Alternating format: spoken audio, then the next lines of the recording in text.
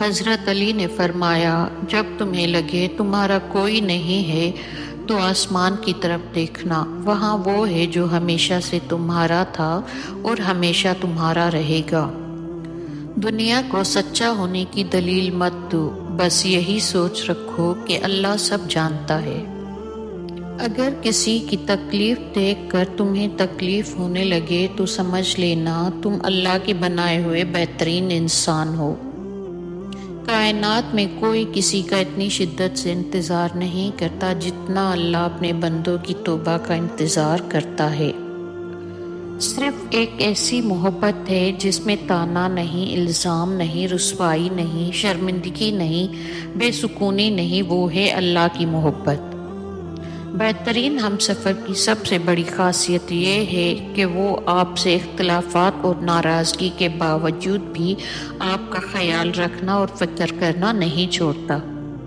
جب لوگ غصے میں ہو تو ان کی بات غور سے سنا کرو، کیونکہ اصل حقیقت تب سامنے آتی ہے۔ کسی کے منہ پر بے عزتی کرنا اسے قتل کر دینے کے برابر ہے۔ اپنے دن کا آغاز صدقہ دینے سے شروع کرو، اس دن تمہاری کوئی دعا رد نہیں کی جائے گی۔ بہترین انسان اپنے عمل سے پہچانا جاتا ہے، ورنہ اچھی باتیں تو برے لوگ بھی کرتے ہیں۔ دھوکہ دینے کے 1000 طریقے ہیں، لیکن سب سے گھٹیا طریقہ محبت اور ہمدرد کا دکھاوا کرنا ہے۔ جو رشتے تمہیں تکلیف دیں ان سے دوری اختیار کر لو۔ جو تمہاری خاموشی سے تمہاری تکلیف کا اندازہ نہ کر سکے، اس کے سامنے زبان سے اظہار کرنا صرف لفظوں کو ضائع کرنا ہے۔ درود شریف ایک واحد ایسی عبادت ہے جو زبان سے نکلتے ہی قبول ہو جاتی ہے۔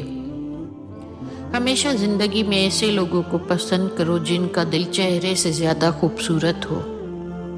دنیا میں 2 کام بہت مشکل ہیں، ایک اس کے ساتھ رہنا جس سے محبت نہ ہو، دوسرا اس کے بغیر رہنا جس سے محبت ہو۔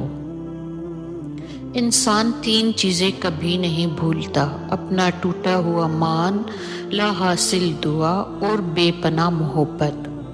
حق کے راستے میں سب سے بڑی سختی یہ آتی ہے کہ انسان تنہا رہ جاتا ہے۔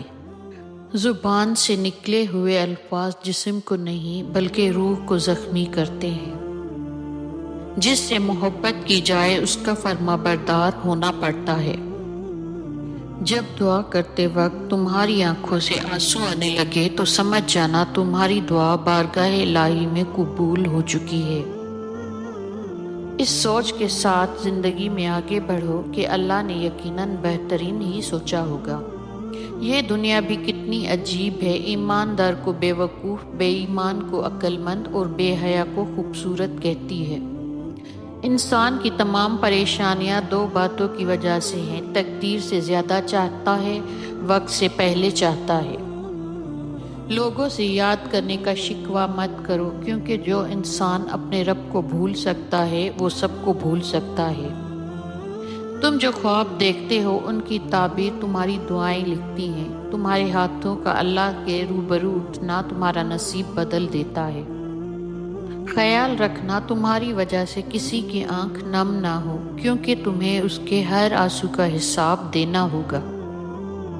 نفرت گناہ سے کرو، گناہ کرنے والے سے نہیں۔ شاید تمہاری محبت میں آ کر وہ گناہ کرنا ہی چھوڑ دے۔ انسان بزدل اتنا ہے کہ سوتے ہوئے خواب میں بھی ڈر جاتا ہے، اور بے وقوف اتنا ہے کہ جاگتے ہوئے اللہ سے نہیں ڈرتا۔